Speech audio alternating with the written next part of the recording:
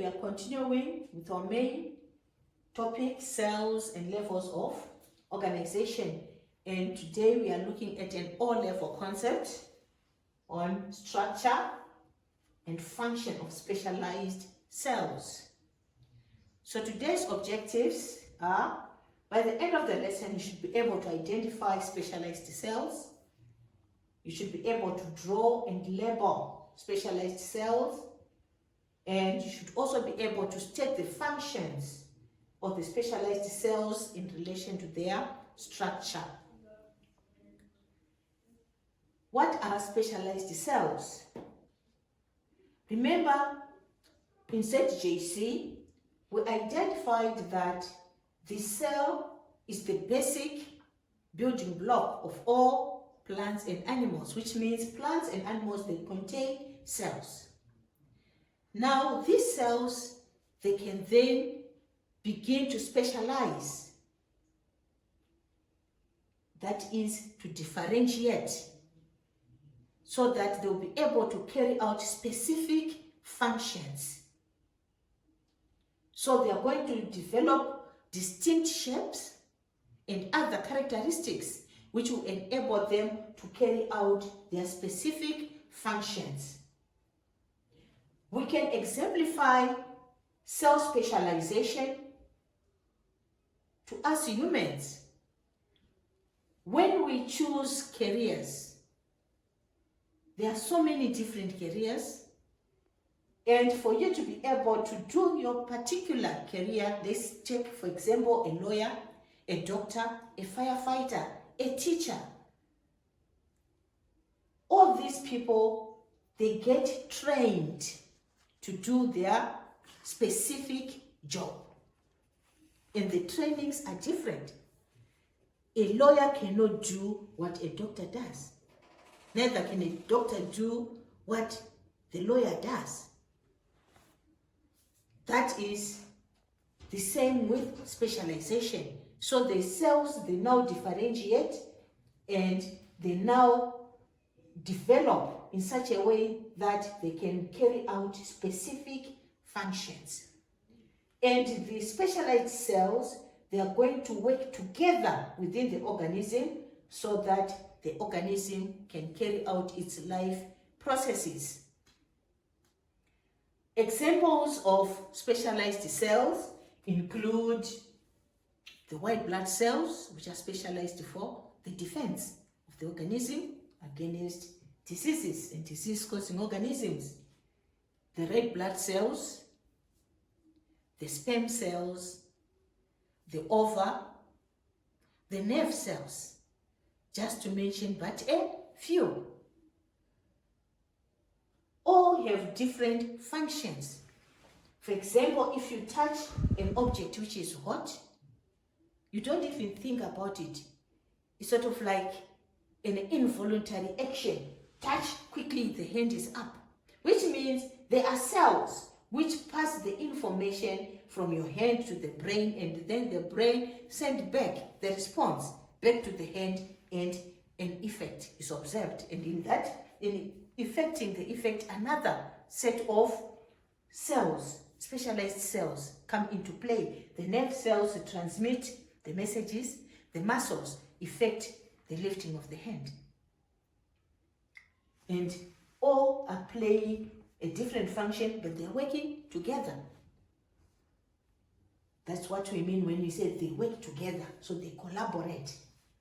Okay, so we are going to look in detail at a few of these cells. So let's start by looking at the animal specialized cells.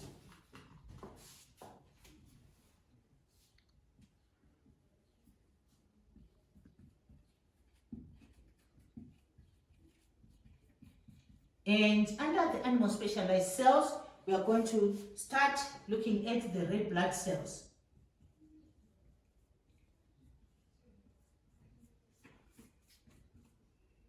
Which are also known as erythrocytes. Red blood cells have a bioconcave shape Red blood cells have a bioconcave shape.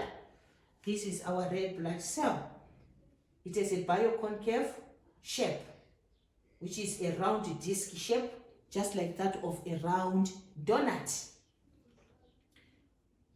These red blood cells are found in animal blood, and their main function is to transport oxygen from the lungs to the body cells, where the oxygen is going to be used in a process called respiration. And we're going to look at that in detail later on when you look at respiratory systems. The red blood cells, they are much larger at the edges compared to the middle. They are thicker at the edges compared to the middle. And this shape, this structure gives the red blood cells a large surface area. These red blood cells, they are also very flexible. They are elastic. And this elastic nature enables the red blood cells to squeeze through very thin blood vessels without breaking. The red blood cells contain a red pigment called hemoglobin. Hemoglobin. Hemoglobin is the one that carries oxygen. The red blood cell has no nucleus. So the fact that it has no nucleus and it also has a large surface area means that red blood cells are capable of carrying large amounts of hemoglobin, and this increases the oxygen carrying capacity of the red blood cells. So these are the main function and how the structure enables the red blood cells to perform its function very well. The next cells we want to look at are muscle cells. But before we do that, I've left out the labels. So what is going to be this one? It is the boundary of the cytoplasm. So this is the cell membrane. And this now is the cytoplasm. And it has no nucleus. So these are the labels which only need to put there. Now the next cells we are looking at, specialized cells, are the muscle cells. These muscle cells are long, thin fibers, and they normally are bundled together. And because of the bundling, it gives the muscle cells great strength. They're quite strong. The main function of the muscle cells is for contraction. They contract when they are stimulated by a nerve to effect movement. They contract to effect movement. The skeletal muscles, they are attached to the skeleton, and they will pull on a bone when they contract and movement is created. And these muscles, they work in pairs.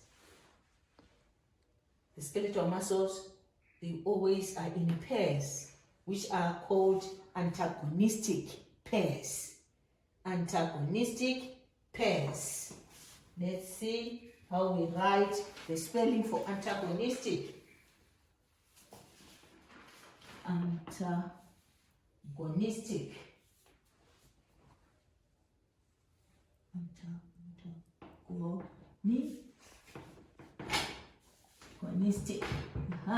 The antagonistic pairs, which means they are always working in opposition to each other.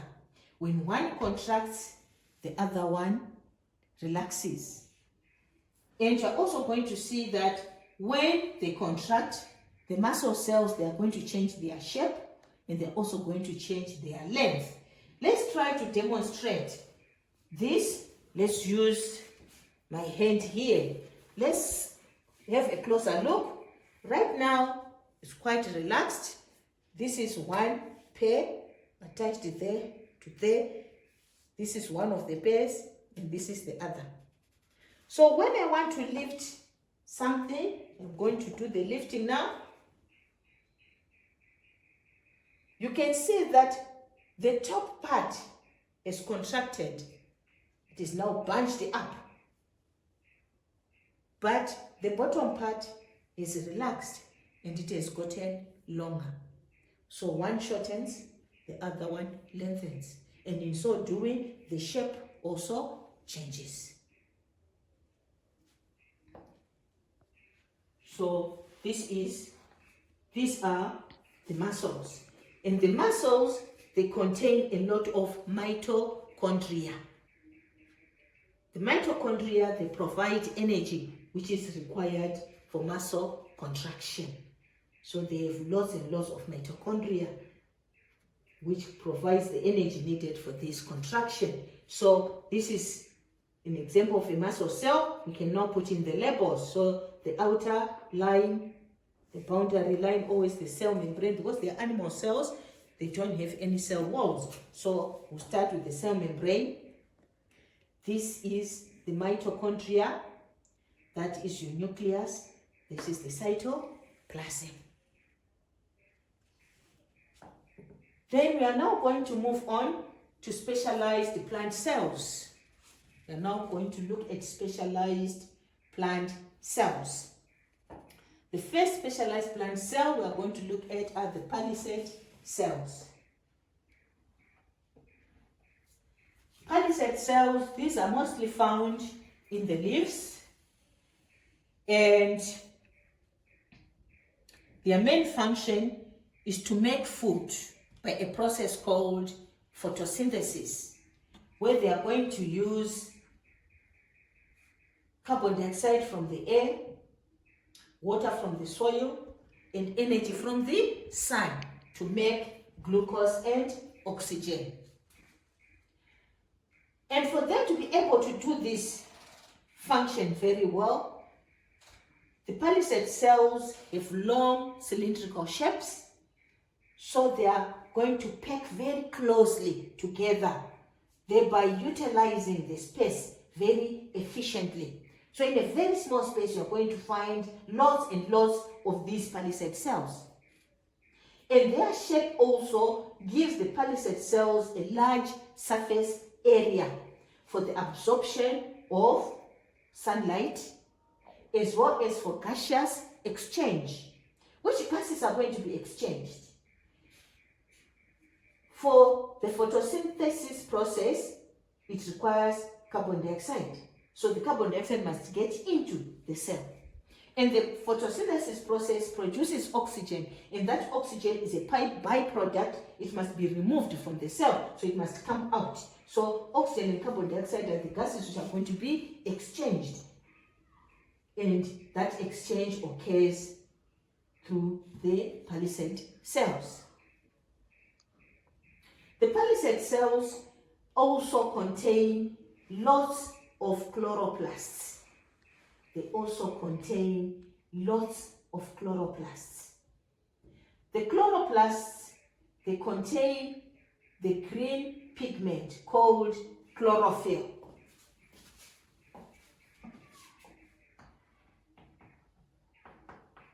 They contain the green pigment called chlorophyll. This chlorophyll traps energy from the sun, which is going to be used for photosynthesis. They also contain a very large vacuole, which gives the cells their rigidity, and this also helps to support the leaf in a good position to receive sunlight. And this is because of the presence of the large vacuole which they possess. So basically, these are the palisade cells, and we've considered the features which enable them to perform their function very well. So we can now label our diagram. This is now a plant cell, so the outer line is the cell wall, the second line is now the cell membrane, then it has the nucleus and then the chloroplast. It also has the vacuole and then the cytoplasm. Those are the labels. Last but not least, we are going to look at root hair cells. Root hair cells. Root hair cells, these are hair-like structures which are found on the outside of roots. Let's see if we can see these. Here there's a weed which I took outside. So let's see. These are adventitious roots. But let's take one adventitious root and see what else is there. Let's take this one. You can see that there are so many other tiny projections which are coming from this main root. These are the ones that we now refer to as the root hairs. The roots, they are there to anchor the plant in the soil, but they also absorb water and mineral salts from the soil. So these root hairs, these are thin extensions which push between the soil particles. And there are so many of them. And this increases the surface area for the absorption of water and salts by the roots. So these are the root hairs. And that is the structure, and this is the thin extension that we are talking about, which is going now to push between soil particles. Thereby, the roots have a large surface area for the absorption of water. The root hairs also have a very thin cell wall, very, very thin, almost 1 cell thick. This enables fast absorption. So there's also going to be very fast absorption of water and mineral salts by the plant because of the thin wall.